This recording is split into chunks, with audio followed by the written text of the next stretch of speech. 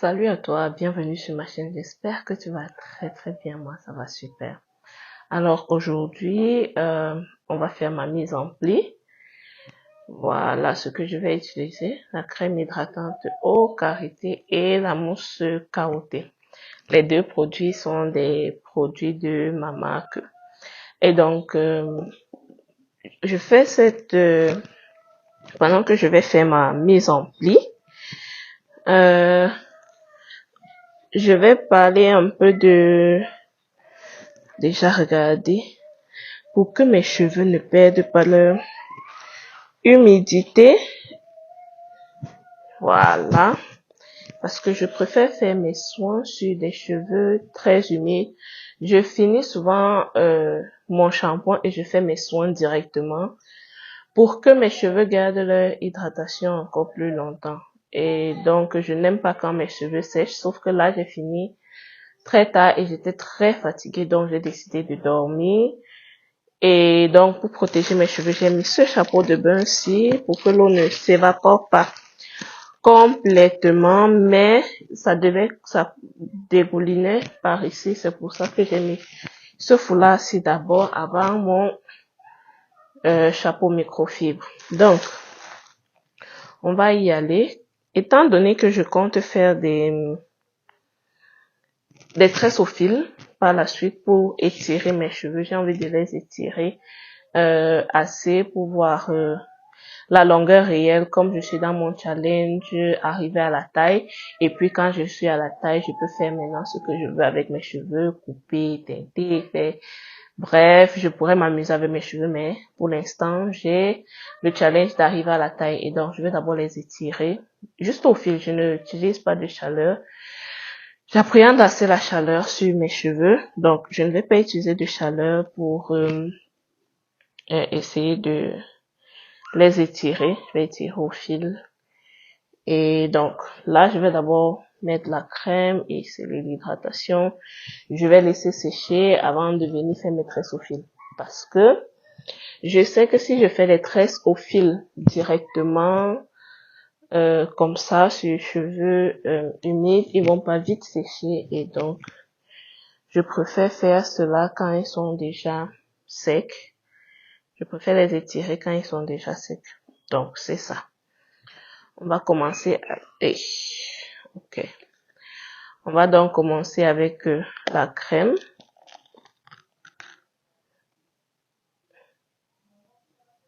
Et voilà. Bon, voilà. Hein. J'essaie d'ouvrir un peu. Donc, voilà. Voilà à quoi ça ressemble. Si vous regardez mes vidéos, souvent, vous connaissez déjà à peu près à quoi ça ressemble. Donc là, j'ai oublié le petit bol dans lequel je mets souvent les produits quand je veux les utiliser. On va y aller avec le couvercle et puis après je vais rincer. Donc ce que je fais, c'est que je ne mets pas mes mains directement dans ma crème parce que en manipulant mes cheveux qui sont humides et en remettant les doigts dans la crème, l'eau va aller dans la crème, ce qui peut faire en sorte que la crème moisit avec le temps. Donc pour tous les produits que vous allez utiliser, crème qui sont dans des pots comme ça, je vous conseille de mettre des petites quantités ailleurs que vous allez utiliser. Ça, ne tombe pas. Donc, je vous conseille de mettre des petites quantités comme ça. Vous utilisez, ça finit. Et là, vous êtes sûr que vous n'avez pas trempé les mains dans votre crème pour éviter l'oxydation et que votre crème, comment je vais dire, et que votre crème rancisse. Donc, voilà ce que je prends. Je masse d'abord dans les mains pour pouvoir distribuer également le produit dans les cheveux. J'ai commencé avec une section et puis après je prends l'autre partie où je vais bien masser. Voilà. Un autre avantage d'utiliser les produits sur cheveux humides, voire mouillés, c'est que vous utilisez beaucoup moins de produits. Vous utilisez vraiment moins de produits. Et une crème, essayez, venez me dire par la suite, une crème que vous avez un pot comme celui-ci qui est 300 ml, que vous utilisez, disons 4 fois par mois, si c'est sur cheveux presque secs. Oui, papa est dans la chambre. Papa est dans la chambre.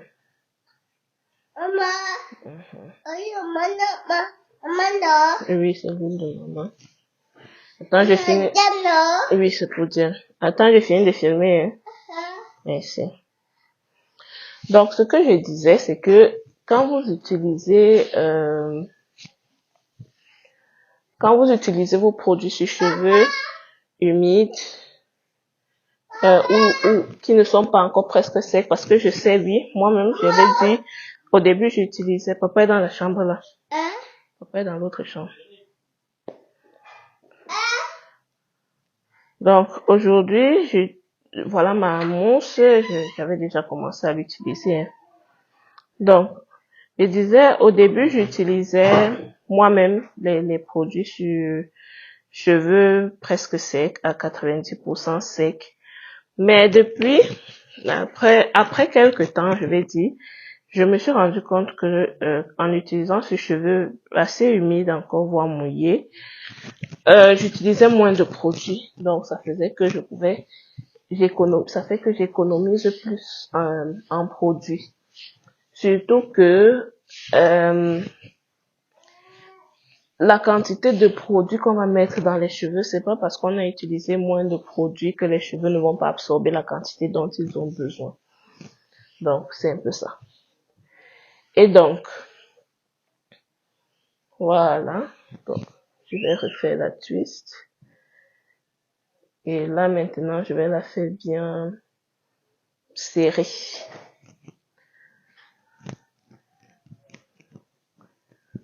Bon, serrée parce que c'est déjà la dernière étape. Après ça, il faudra juste que ça sèche. Et pour que les cheveux sèchent, vous voyez même là encore, en faisant ma natte, le produit ressort quand même encore, bien que je n'ai pas utilisé beaucoup. Donc, je fais ma twist serrée.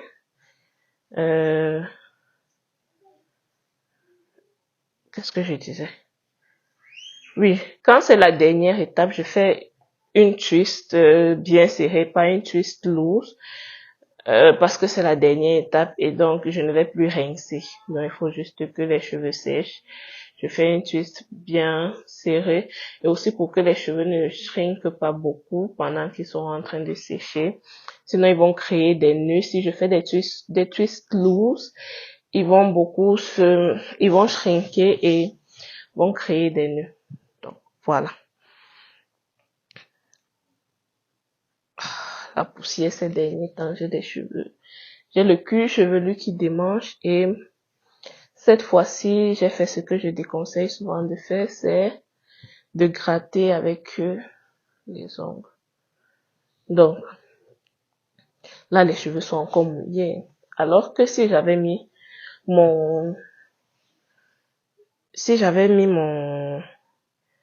ma serviette microfibre directement, les cheveux auraient déjà séché.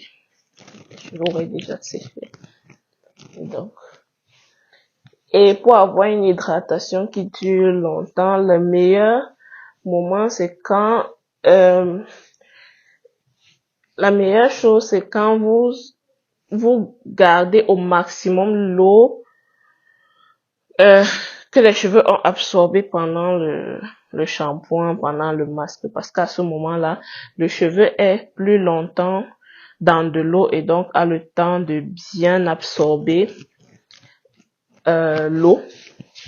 Et vu qu'il a le temps de bien absorber l'eau, ce qui se passe, c'est que si vous réussissez à bien sceller cette eau dans vos cheveux, votre hydratation va durer encore plus longtemps. Encore plus longtemps, vraiment. Donc, c'est un peu ça. Yannis est dans la chambre, là. Yannis est là-bas dans la chambre avec Max.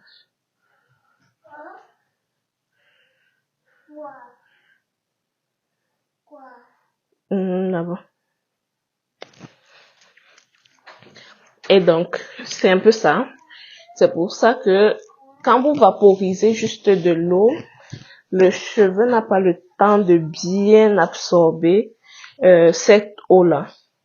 Et donc, cette eau-là sèche beaucoup plus rapidement parce qu'elle est plus à la surface. Et comme elle va sécher plus rapidement, ce qui se passe, c'est que le cheveu perd aussi de son hydratation plus rapidement. Aussi simple que ça.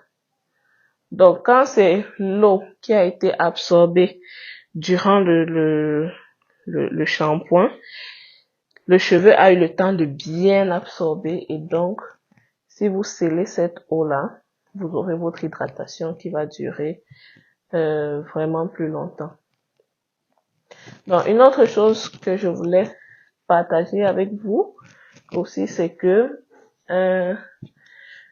dans mon challenge Sublime tes cheveux autrement que j'ai lancé il n'y a pas longtemps sur la chaîne et dont j'ai partagé le dernier exercice dernièrement. Dans le dernier exercice, je parlais du pardon de soi et à quel point c'est important dans notre aventure capillaire. Dans ce sens que c'est ce qui nous permet de dépasser nos peurs et de voir nos cheveux autrement pour mieux les apprécier. Donc, dans l'exercice, je disais aussi que vous pouvez mettre en commentaire, même en dessous de cette vidéo-ci, de mettre en commentaire ces choses-là qu'on a souvent dit sur les cheveux crépus, mais qui ne sont pas forcément vraies. Par exemple, l'exemple que j'ai pris dernièrement, c'est il faut souffrir pour être belle. Cette pensée-là m'a beaucoup affectée de façon inconsciente. Je n'avais pas conscience de ça encore avant.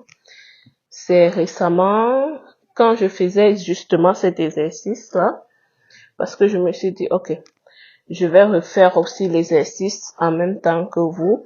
Et désormais, je vais partager cela. Au lieu de faire des vidéos, je vais plutôt partager cela avec vous dans l'onglet communauté. Donc, je vais écrire ces pardons de soi là pour que chacune puisse lire.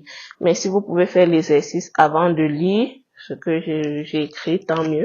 Si vous lisez et vous avez d'autres souvenirs qui vous viennent aussi, vous pouvez refaire l'exercice.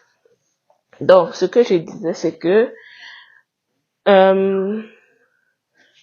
en faisant cet exercice-là, il y a deux autres points qui me sont venus à l'esprit. Ah, oh là là, j'ai oublié mes notes. J'ai écrit ces deux points-là, ces deux autres points sur lesquels il faudrait que je travaille. Et un de ces points-là, parce que lui, je me souviens de lui, donc je peux vous le partager. Un de ces points-là, c'est que je me rappelle quand on disait il faut souffrir pour être belle. En disant il faut souffrir pour être belle et que moi, je ne voulais pas souffrir, la chose que j'ai intégrée en moi de façon involontaire, c'est s'il faut souffrir pour être belle, alors moi je préfère ne pas souffrir et être laide. Si souffrance est synonyme de beauté, alors moi je préfère laideur sans souffrance. Ce qui fait que quand j'y ai pensé, ça m'a frappé et j'ai commencé à voir défiler beaucoup de choses devant moi, dans le sens où je comprends pourquoi à une certaine époque de ma vie, je ne me trouvais pas belle du tout. Et même si on me disait que j'étais belle, je n'y croyais pas. Et c'est en faisant cet exercice que cela me revient, je me dis waouh. Donc, voilà pourquoi pour moi, même quand quelqu'un me disait tu es belle, je n'y croyais pas parce que je croyais que il faut souffrir pour être belle. Et moi, comme je ne souffrais pas et comme je ne voulais pas souffrir, que je ne souffrais pas, je ne me trouvais pas belle et par conséquent, je me trouvais plutôt laide. Et en y pensant, je me dis waouh, vous voyez à quel point les choses qu'on dit de façon anodine ou bien pour faire quelque chose à quelqu'un ne nous aide pas et peut affecter la vie de la personne pendant longtemps. Maintenant, imaginez-vous une fille qui se sent laide ou quelqu'un, un homme, une fille, n'importe qui, quelqu'un qui se sent laid, les choses que cela peut entraîner.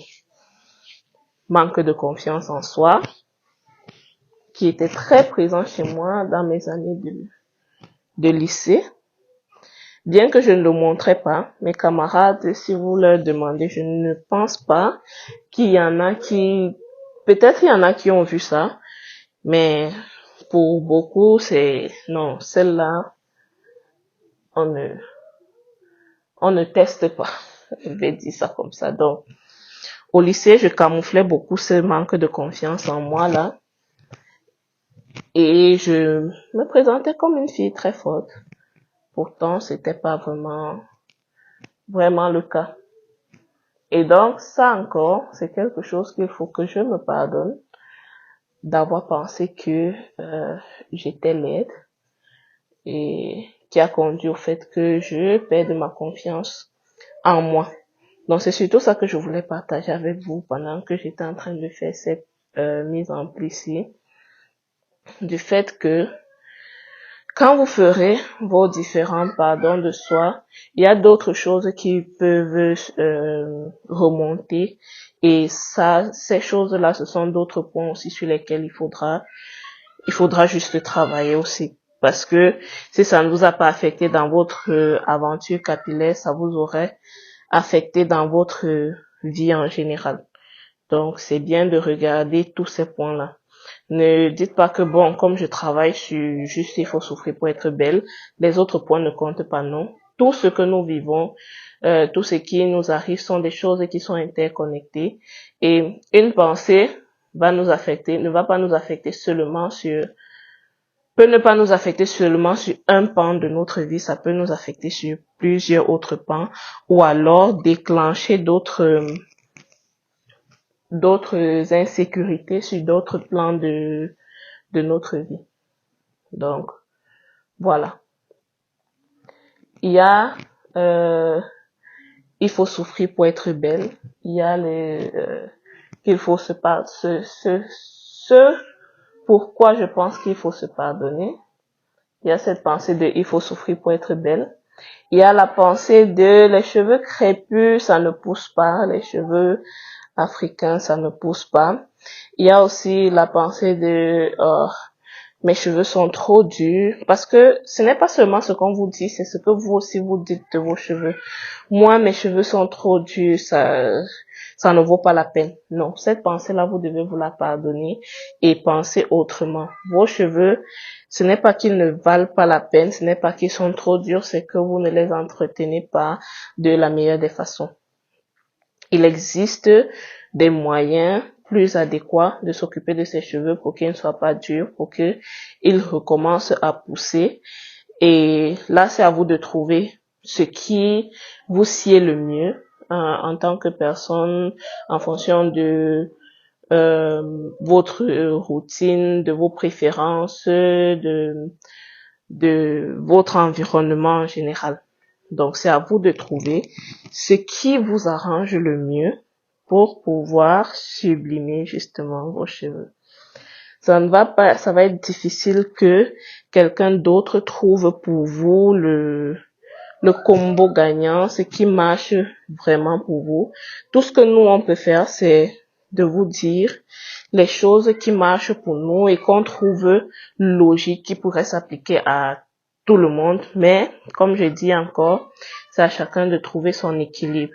Parce que moi, par exemple, qui n'aime pas me coiffer, je ne vais pas me coiffer. Et donc, beaucoup de conseils que je vais vous donner vont aller dans le sens de une fille qui ne se coiffe pas, qui ne fait pas des coiffures protectrices, qui ne fait pas des tissages, qui ne fait pas assez. Et donc, moi, mes conseils seront beaucoup plus dirigés vers là parce que c'est ce que je maîtrise le mieux et surtout, c'est ce qui marche pour moi. Bien sûr, ici, je peux avoir des avis sur... d'autres choses, par exemple les coiffures, les effets que ça peut avoir sur les cheveux et tout. Mais les conseils que je vais donner, dont je suis sûre, surtout qui ont marché pour moi, ce sont des conseils de quelqu'un qui aimerait porter ses cheveux lâchés tout le temps. Donc, c'est un peu ça. Et une autre personne qui, elle, aime les tresses et tout, va aussi prendre soin de ses cheveux et adopter une routine un peu différente de la mienne, va adopter une routine un peu différente de la mienne et donc n'aura pas forcément les mêmes astuces, les mêmes conseils que moi. C'est à vous de trouver votre équilibre. Personne ne va trouver cet équilibre pour vous. Vous devez apprendre à prendre soin de vos cheveux pour trouver justement votre équilibre. Et ça va passer par beaucoup de tests. Comme je disais dans une autre vidéo, c'est que moi aussi, j'ai eu les mêmes problèmes du genre stagnation de longueur, cheveux difficiles à démêler, cheveux secs qui ne poussaient plus, donc stagnation de longueur. Moi, mes cheveux n'étaient jamais tombés jusqu'à dépasser les épaules. Ça ne touchait même pas les épaules, mes cheveux. Pendant 5 ans, on va dire, pendant 5 ans, jusqu'à ce que je décide que, ok, maintenant je prends soin de mes cheveux. Et en 2 ans, on va dire, j'ai eu la longueur que pendant 5 ans, je n'avais pas. C'est-à-dire que la longueur que j'ai pu accumuler de mes cheveux pendant 5 ans, en 2 ans, j'ai pu avoir la même longueur. Donc, vous imaginez, si c'est que je savais déjà bien prendre soin de mes cheveux depuis, à quel niveau j'aurais pu être. Surtout que, à ce moment-là, je n'avais pas d'autres charges, on va dire, comme les enfants, parce qu'il faut le dire, les enfants, ça prend beaucoup de temps pour s'en occuper. Et donc, oui, mes cheveux, ils vont aujourd'hui pousser à une vitesse qui n'est pas la plus optimale parce que je ne vais pas prendre soin de mes cheveux, parce que je ne prends pas soin de mes cheveux de la même façon, surtout pas au même rythme que je le faisais avant, que j'avais la possibilité de faire avant. Donc, c'est de pouvoir comprendre toutes ces choses-là et de s'adapter. Et de s'adapter avec. Donc, pardonnez-vous les choses que vous dites mal de vos cheveux. Pardonnez-vous ces choses-là et prenez l'engagement envers vous-même. Parce que, comme je l'ai dit, vous ne le faites pas pour X ou Y. Vous le faites d'abord. C'est pour vous que vous le faites. Et donc, prenez l'engagement envers vous-même de mieux prendre soin de vos cheveux, de tout faire pour atteindre vos objectifs capillaires et tous ces pensées que vous avez de vos cheveux, que vous savez qui sont des freins à votre épanouissement capillaire. Pardonnez-vous ces choses-là et prenez l'engagement envers vous-même de faire ce qu'il y a de mieux pour vos cheveux. Donc, voilà. Je ferai une autre vidéo où je parlerai de l'hydratation des cheveux,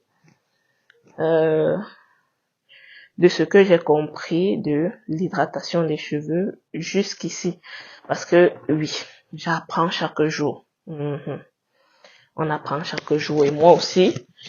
Je connais pas mal de choses déjà aujourd'hui parce que oui, je prends soin de mes cheveux depuis un bon bout. Je connais pas mal de choses aujourd'hui, mais je continue aussi d'apprendre. Et donc, comme vous, moi aussi, je regarde d'autres YouTubers qui prennent soin de leurs cheveux et parfois de ce qu'elles disent. Oh, c'est déjà long. Parfois de ce qu'elles disent, moi aussi, je prends des astuces chez elles que j'applique chez moi pour optimiser encore ma routine.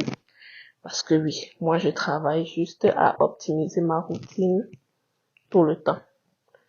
Tout le temps, il faut optimiser, tout le temps, il faut optimiser. Si l'hydratation pouvait durer, si je pouvais faire un mois avec mes cheveux sans qu'ils ne s'assèchent, sans qu'ils ne s'en mêlent, je serais pas attente pour ça. Et donc, c'est un peu ça.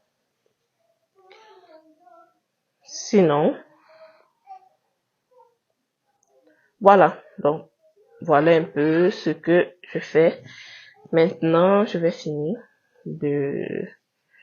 d'hydrater mes cheveux et j'espère que ce petit chit-chat vous aurait plu et que vous avez appris certaines de nouvelles choses. On se dit à très bientôt dans une nouvelle vidéo. Bye.